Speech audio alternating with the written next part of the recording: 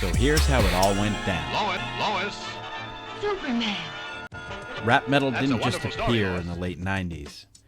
It evolved through a series of wild collaborations, from Run-D.M.C. smashing walls with Aerosmith to the new metal explosion of Korn and Limp Bizkit. This is the story of the 5 moments that changed heavy music forever.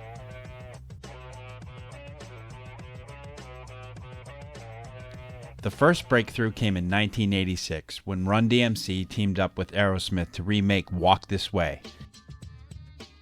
This wasn't just a cover, it was a collision of cultures. In the video, the wall literally gets smashed, a perfect metaphor for the barriers between hip-hop and rock being torn down.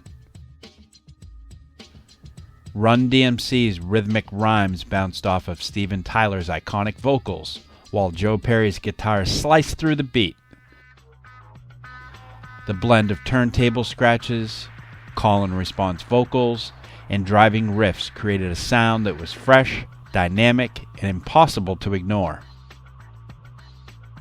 For fans of both genres, this was revolutionary. Rock audiences heard rap in a new way, while hip-hop fans embraced rock riffs for the first time.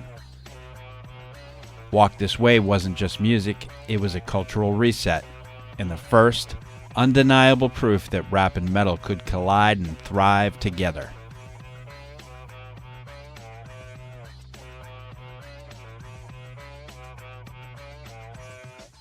The song's success on MTV, the radio, and in clubs proved that audiences were hungry for genre-bending music, creating a blueprint for future collaborations. It wasn't only about the music, it was a statement. The fashion, the attitude, the music videos, everything screamed cultural exchange. For a moment, suburban rock kids were nodding to hip-hop beats, and inner-city rap fans were shouting along to Aerosmith riffs. It showed that when two worlds collide with respect and energy, sometimes things can happen.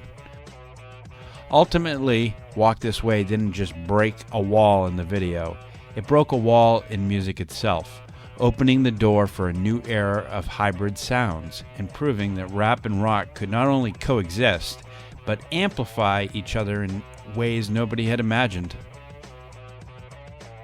So here's how it all went down. After the wall was broken, the energy got louder, faster, and far more aggressive. By the early 90s, hardcore hip-hop collided with thrash metal, and no track captured that intensity better than Bring the Noise by Public Enemy and Anthrax. Chuck D's commanding voice cut through relentless guitar riffs while Flavor Flav's ad-libs bounced over pounding drums. Anthrax riffs shredded in perfect sync, while the rap cadences created a chaotic, head-spinning energy that demanded attention. On stage, it was absolute mayhem. Fans from both sides clashed in the mosh pit, but the energy was unifying. The aggression brought people together. Scratches, samples, and guitar breakdowns intertwined like a new language. Every performance was a statement. This wasn't a gimmick, this was a cultural movement.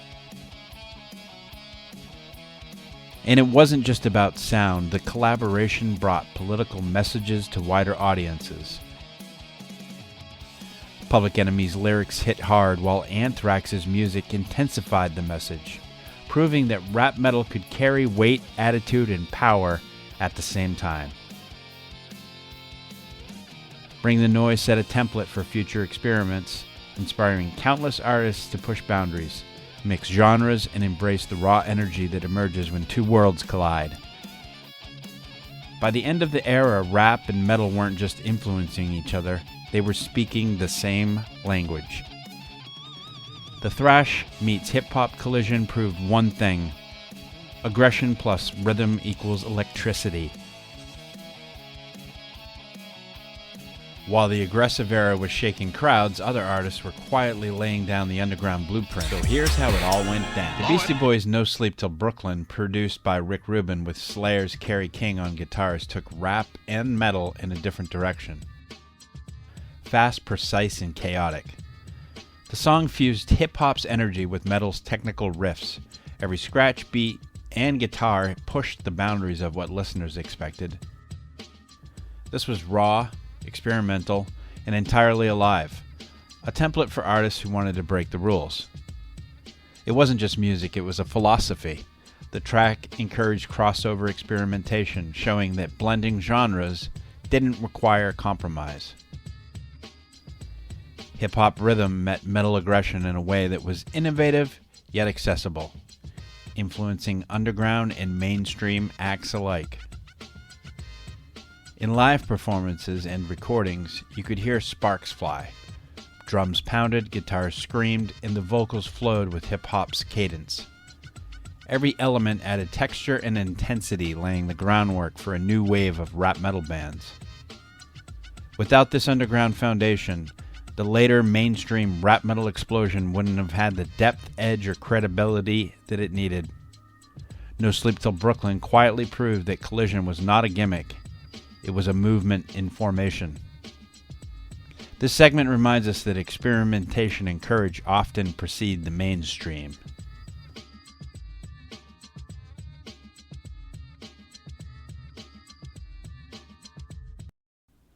Rap metal evolved even further when hip-hop artist Ice-T formed Body Count. So here's how it all went. Here, the streets collided with metal head-on. Ice-T's lyrics didn't shy away from real-world issues, gang violence, social injustice, and street life, while the band's guitars and drums tore through every track with raw aggression. This wasn't a side project, it was a full-fledged metal band led by a rap artist. Early performances on Arsenio Hall captured that energy perfectly. Chaotic, loud, and full of attitude. Fans saw that hip-hop could thrive in a metal environment, giving credibility to the fusion beyond novelty or collaboration. Body Count also introduced thematic depth. Songs weren't just aggressive for shock value, they were reflections of life, anger, and experience. The combination of lyrical content and sonic force made rap metal feel authentic, grounded, and dangerous. Its influence spread quickly. Hip-hop artists and metal bands alike began experimenting with heavier sounds. Body Count proved that the fusion could exist independently outside of crossover tracks and still be relevant and impactful. By the mid-90s, rap metal had moved from experimentation to fully realized, culturally significant music. Body Count wasn't the peak, but it was an essential evolution. The streets had spoken and the Collision was now unstoppable. This is where the Collision went nuclear. So here's how it all went. By the late 90s, rap and metal weren't just flirting. They were dominating arenas. Limp Bizkit's And Gether Now, featuring Method Man, became the ultimate blueprint for mainstream rap metal. Fred Durst's snarling, confident delivery drives the track, while Method Man's precise, fluid flow injects classic hip-hop credibility. DJ scratches, electronic beats, and heavy guitar riffs collide in perfect tension, raw aggression meeting rhythmic sophistication. Every verse hits like a punch, every riff cuts like a razor. The production itself was a lesson in contrast. The guitars were heavy and punchy, the drums crisp and forward, and the rap verses sat right in the pocket of the groove, commanding attention without overpowering the instrumentation. It wasn't chaos, it was controlled destruction. On stage, the effect was immediate. Fans moshed, jumped, and shouted along, bridging the gap between hip-hop heads and metal fans. It wasn't just about sound, it was a movement of energy, attitude, and rebellion. And Gether Now proved rap metal could be polished, aggressive, and still be respected by both sides. This track also highlighted collaboration as a key to the genre's evolution. A legendary rapper meeting a new metal band on a track with stadium-ready hooks demonstrated that rap metal could be both commercially massive and musically credible. By the end of the 90s, tracks like this defined the genre's peak. The collision of worlds had become unstoppable.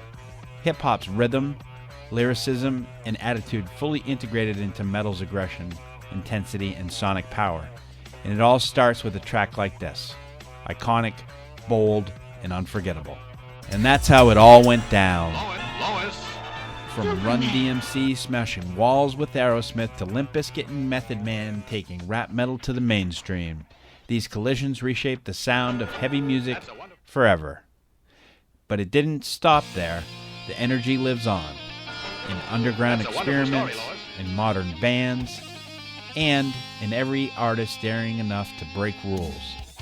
Rap metal wasn't just a moment, it was a revolution. And it all started with a wall, a riff, and a voice that refused to be contained. So here's how it all went down.